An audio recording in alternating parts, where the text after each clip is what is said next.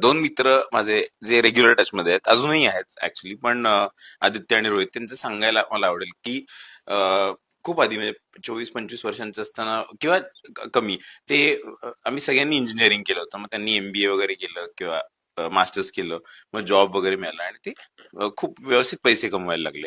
आणि माझ्याकडे म्हणजे ₹50 पेट्रोलसाठी देतोस का रे वगैरे, आज पाठवतोस का वगैरे, जीपे वगैरे पण नसायचं, काहीच हा. नाही. तर येऊन द्यायचे वगैरे, इथपर्यंत छान माहिती रोहित आणि आदित्य.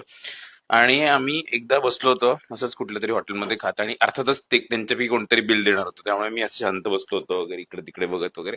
तर ते म्हणले की असं विचार करतोय मी. रोहित म्हणाला की 32व्या वर्षी कसं छान असेल ना सगळं, की आमच्याकडे गाडी आणि बंगला वगैरे असेल, तू अभिनेता झालेला असशील.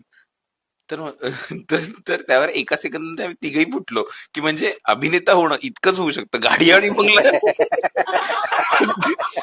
तेव्हा तेव्हाही नाहीच येणार आहे तुझ्याकडे, तेव्हाही बिल द्यायला आम्हालाच यायला लागणार आहे. तर आता तेव्हापासून मी, मग 32 वर्षाचं झाल्यानंतर आम्ही परत भेटल्यावर असं वाटलं की आता तरी हे झालेलं असेल, पण नव्हतंच झालं ते.